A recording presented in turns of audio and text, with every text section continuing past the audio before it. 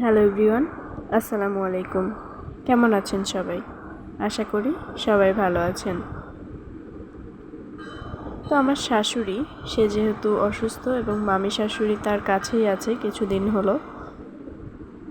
আমার শাশুড়ি ভাত খেতে চায় না, তার নাকি ভালো লাগে না ভাত খেতে, যার জন্য এক এক সময় এক একটা বায়না করে যে এটা খাবো ওটা খাবো, বা আমি জিজ্ঞেস করি যে কী খাবেন তাহলে বলেন, আমি বানিয়ে দিচ্ছি।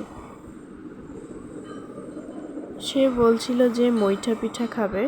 তো আমি এই মৈঠা জিনিসটা বানাতে পারি না, কখনো দেখিনি বানাতে, যার কারণে আমি মামি শাশুড়িকে বললাম যে মামি, আপনি যেহেতু পারেন তাহলে আপনি বানিয়ে দেন একটু, আমি বসে বসে দেখি। তো সে বলল ঠিক আছে, বানিয়ে দিচ্ছি। তো মৈঠা কিন্তু চালের গুঁড়া দিয়ে বানাতে হয়, আর আগে যেইটা বানালো ওইটা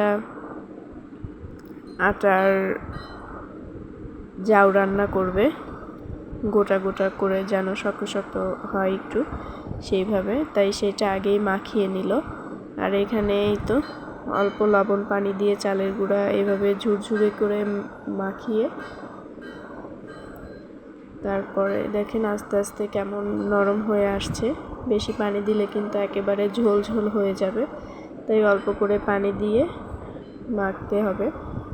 আর এই যে এই পিঠাটা বানানো যে এত সহজ, আমি এটা আগে কখনোই জানতাম না, আমি ভাবতেও পারিনি যে এত তাড়াতাড়ি হয়ে যাবে। আমি মামিকে বলছিলাম যে মামি, এই পিঠা বানানো এত সহজ আর আমি এইটাই বানাতে পারি না।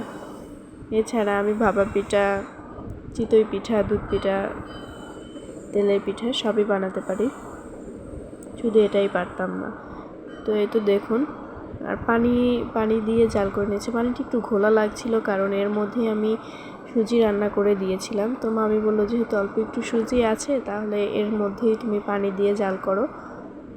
আমি পানি দিয়েছিলাম একটু আর দুধ দিয়েছি, দুধটাই বেশি দিয়েছিলাম কারণ দুধ দিয়ে রান্না করলে নাকি ভালো লাগে খেতে, সেই জন্য। আর দেখতেই পেলেন যে প্রথমে সেই আটার যে গোটা গোটা করে রাখা হয়েছিল ঝুড়া ঝুড়া করে, সেটা ঢেলে দিয়ে তারপরে কিন্তু মৈঠা পিঠাটা দেওয়া হচ্ছে। তো এটা দিয়ে কিছুক্ষণ জাল করতে থাকবো। করার পরে মৈঠা যখন সিদ্ধ হয়ে যাবে তখন এর মাঝখানে আরও একটু দুধ দিয়ে জাল করব। এটা কিন্তু চিনি দিয়ে জাল করা হয়নি, এটা কিন্তু লবণ দিয়ে জাল করা। চিনিটা আমার শাশুড়ির খাওয়া যাবে না।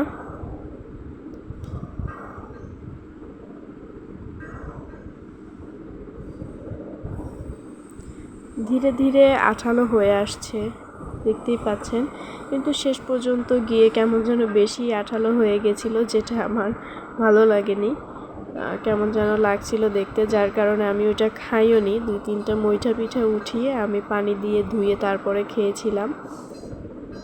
তো আমি একটু অন্যরকম করে রান্না করা মৈঠা খেয়েছি।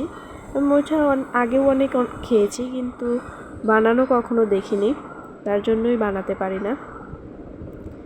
তো আমি একদিন বানিয়ে আপনাদের সাথে শেয়ার করব যে আমি কিভাবে বানাই, মানে আমি কিভাবে বানানো মৈঠা খেয়েছি বা পছন্দ করি। দেখুন এই যে কেমন কেমন আঠালো হয়ে গেছে, পানি দিয়ে জাল করেছে তারপরেও অনেক বেশি আঠালো হয়ে গেছে।